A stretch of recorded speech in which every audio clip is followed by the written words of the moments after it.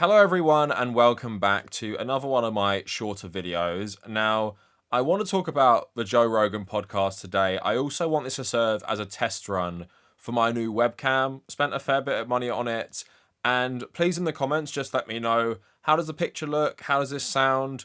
Does the audio sync up with what I'm saying? And is there any way I can improve the image quality? I do want to use this a lot more, and the reason I bought it is so I can give more of my quick fire opinions instead of just, maybe waiting around for a video where I can have a longer take on it, which I usually do. I thought it'd be good this year to make some shorter content. I'm still going to do all my nice 20-minute videos and stuff like that. But yeah, let's get into this. So recently, Mark Zuckerberg went on the Joe Rogan Experience for a traditional softball interview, which has come as he is not even converting to being a conservative, slowly. It's been pretty stark at the end of last year and the start of this year that he just wants to be a conservative now. And I actually made a whole video about this 3 months ago, where he basically was telling everyone he regrets his liberal past. He regrets Facebook, removing COVID misinformation during the pandemic. He regrets that. He thinks that's a bad thing. And out of all the, terrible things Facebook has done, and it has done many terrible things, I don't think trying to save people's lives by removing COVID misinformation from your platform is actually one of those bad things. But it tells you everything that he regrets this. And whether he's sincere or not, we can debate that. It's pretty clear he's going in the libertarian direction, which has a lot of history in Silicon Valley itself. Now, he also did something that Joe Rogan loves. He's talking about moving offices to Texas, where, they're going to get more favorable treatment from the conservative administrations in Texas. Now, I don't want to talk about the Joe Rogan, Mark Zuckerberg interview in detail. More, I want to talk about, what the fuck even is the Joe Rogan podcast anymore? Because what it used to be, and as someone who used to listen to it 10 or so years ago, maybe 8 or so years ago, it used to be a podcast where you could listen to a lot of celebrities and maybe some weird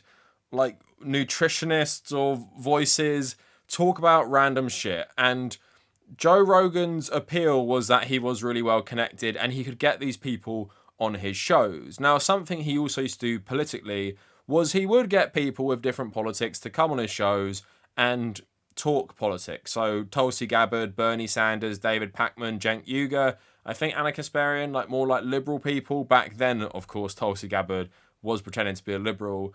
They all went on and gave their perspective on universal healthcare, Medicare for all. And the Bernie interview was a big success because lots of people realized he was just a pretty average guy and not some scary communist, which they've been brainwashed to believe that some sort of Stalinist or whatever. And the discourse after the election was the left need their own Joe Rogan because Joe Rogan is so influential. I spoke about that and I said that is massively overblown compared to actually trying to improve people's material conditions, which the Democrats don't even promise. But at the same time, I will admit there is something about the Joe Rogan Experience, for Americans especially, that helps normalize both fringe voices and helps promote terrible people. And I want to give you an example. I want to scroll through Joe Rogan's podcast guest list since September 2024 to show you what I mean and to show you that if, conservatives aren't seeking this out, if you're a Joe Rogan fan or whatever, you're just going to be bombarded with the most fringe voices or mainstream voices who have fringe ideas. And it's pretty clear that whether these people realize it or not, listening to the Joe Rogan Experience is just basically 50% listening to fascists just say random shit. But now what we've got also with Joe Rogan, he's become a propagandist for tech bros and helping to rehabilitate tech bros as they go in a right-wing or libertarian direction. And he's a key part of the pipeline of them in rehabilitating their image for a conservative audience. Because remember, Zuckerberg, Musk, all these people used to be hated by conservatives. Zuckerberg because he was perceived to be super liberal, pro-censorship. Elon Musk because he made electric cars and shit like that. And now they've firmly been embraced by the right wing in Elon's case. Or with Zuckerberg, he is hoping to be embraced by the right wing. And that's why they've also cozied up to Trump. And as we've said in recent videos as well, all of this is because of like capitalism. And people get annoyed when I said that the other day. They're like, this is such a basic view of things. They're just doing this for money. And I don't think people really understand what I'm saying there. Yeah, like Mark Zuckerberg, Elon Musk, they're cozying up to Trump to get more favorable things that ultimately end up with them receiving more profit, right? That is the key one. But what does more profit mean for people who have just like insane resources and insane amounts of money? What it means to them is more power.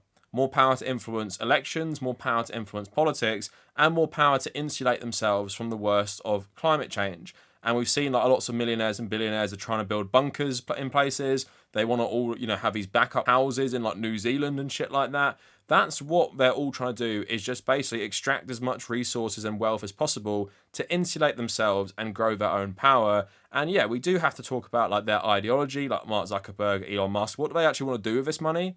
I think with Zuckerberg, it's not that complicated. With Musk, he's just unhinged. So maybe he does want to do some weird sci-fi shit. Again, I thought I'd just point that out. And this is why it's important to assess these things. But let's look at Rogan's podcast guest list. And, this might not be the most entertaining thing ever, but I think it's really interesting. And here's a fun game for people.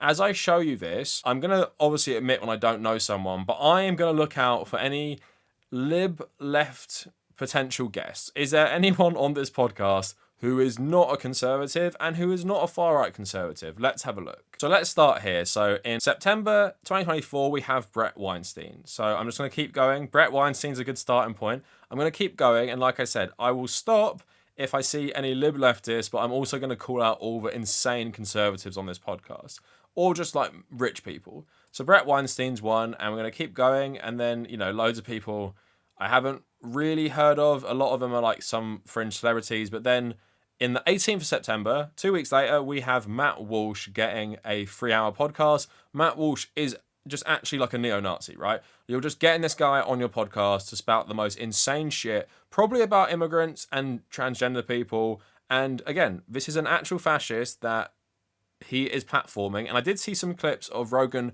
kind of pushing back. That's only because this guy is so fringe and so dumb with his takes. Like, he says the most crazy, fast shit, like it's absolutely normal. So even someone like Rogan is a bit like, you're just a freak. But at the same time, it's still like a softball interview. So let's keep going. We have Sean Ryan, who's a former Navy SEAL and CIA contractor.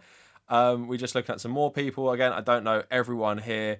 We have someone in the MMA, which is pretty standard. Various other celebrities. Someone who's a wildlife biologist. That's pretty typical old Rogan fare. So Brian Cox is the only one who could maybe be perceived as like a liberal. Not that he's known for like liberal politics. He's known for obviously his physics stuff. But that's maybe one person I would say so far I could say could actually be perceived as liberal. But then on the 26th of October, we have Donald Trump, who obviously got both a softball interview and then Joe Rogan actually endorsed Donald Trump. Then we have Francis Foster and Konstantin Kizin. This is the guy who called me out on Twitter because he made a video saying communism is worse than Nazism. And I said, anyone who thinks that is actually a fascist. They're the only people who think that. And him and Jordan Peterson dogpiled me on Twitter because I said that. That's the type of person he gets on. Followed up, after having Donald Trump on, he has this guy. Then he has J.D. Vance, John Fetterman, the most pro-Zionist politician in America, and then Elon Musk. Look at that list. You have Donald Trump, Konstantin Kizin, J.D. Vance, John Fetterman, and Elon Musk. And the small caveat, of course, as well, they're all like absolutely huge Israel supporters. So that's another thing. You're normalizing some of the most fervent Zionists in the elite of America. Elon Musk is one as well. So again, think about what the Joe Rogan podcast used to be. Might normalize fringe ideas. This is normalizing like establishment, really establishment far-right voices that are taking over American politics. Someone called Dave Smith, who's a libertarian. Theo Von, who is like more conservative. Like, I get, you can maybe say that's just a pretty typical Rogan guest. I'd agree.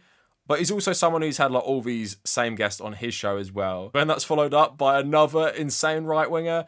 Evan Hafer is a special forces veteran and the founder and CEO of Black Rifle Coffee Company. And then again, maybe a bit of a throwback. You have someone like Josh Brolin, and I might be interested in that. if this was like 2018 or something. Like, I want to hear him talk about playing Gurney Halleck in Dune, but I just don't want to support Rogan in any way or give him any like views or listening hours. And again, another Silicon Valley tech millionaire, I think he might be a billionaire, Mark Anderson, again, like normalizing this insane wealth. And then again, just more insane right-wingers, John McPhee, widely known as the Sheriff of Baghdad. Quentin Tarantino, another like more anti-woke, obviously very pro-Israel as well. But if we keep going up, you just have like other celebrity guests. And we have Rick Perry, who used to be the governor of Texas and used to be in the Trump administration. We have Theo Von on again. And then to top it all off, we have Mel Gibson and we have Mark Zuckerberg. So although you might have the old like standard Joe Rogan fare, people who love conspiracy theories, people who love UFO conspiracy theories, people who are like super into wolves and stuff, like talking about wolves. You have all that stuff. What you have front and center is prominent, extremely rich, conservative voices absolutely dominating this podcast, because that is what this podcast is for. It's for normalizing the voices of the ultra rich and normalizing these conservative ideas.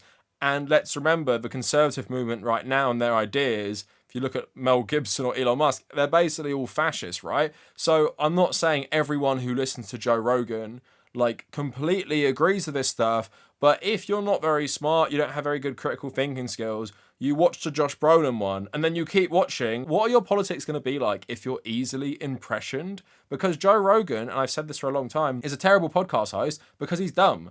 And although that might be part of his charm when he's interviewing someone eccentric, when he's interviewing smarter people and more sinister people who have a lot of money and are using his platform to rehabilitate themselves and normalize themselves to the public, and like Mark Zuckerberg is doing in this interview, trying to rebrand himself to be a friend to conservatives, that's why he's even on Rogan in the first place, it just shows you what this podcast has become. Nothing more than just a voice for the powerful and the voice for the rich, who probably are making everyone who listens to this, their lives even worse by just ruining America. And yeah, we all know Joe Rogan makes a lot of money on this. Daniel Ek, who owns Spotify, obviously paid him a lot of money to do this in the first place, and he's a terrible person as well. So although Joe Rogan might have started this podcast as just like a dude bro thing that might represent like the interests of your everyday like manly man, it's pretty clear that's not what it is now. It's just rich propaganda. And there is no real redeeming qualities to this. And, you know, I don't think you could really listen to this guy and say, well, I'm just watching it for the Josh Brolin interviews. You know what I mean? Like, there is just so little of that now. It's just so overrun with, like, US Army veterans, Republican governors, Republican politicians, the President of the United States, the Vice President of the United States, the head of Twitter, and the head of Meta, which owns basically all social media. And Joe Rogan's given them softball interviews so they can spread their message to his massive, massive conservative primed audience. And the one thing I'll say with the left-wing Joe Rogan conversation, what is just so depressing about this is just the insane reach this guy has and how much he could be a force for good, like he was for a brief moment at the start of the COVID pandemic, where he platformed this expert in like viruses and stuff who told everyone what to expect. That was one good thing because he helped people really feel like it was all going to be okay one day if we took the proper precautions, and then only to, within the pandemic, start using his platform to rail against all these precautions that this guy advocated for on Joe Rogan's podcast, only for him to become radicalized into some sort of, I wouldn't call him a grifter because he's not obviously taking political positions for money, but he just radicalized himself by everyone he talks to. And it's clear the agenda of the Joe Rogan podcast is to push conservative voices and to whitewash the images of like the world's supervillains or America's supervillains like Zuckerberg and Musk. So that is it for the video. Let me know how this looks, let me know how this sounds, and if you made it this far, thank you for watching.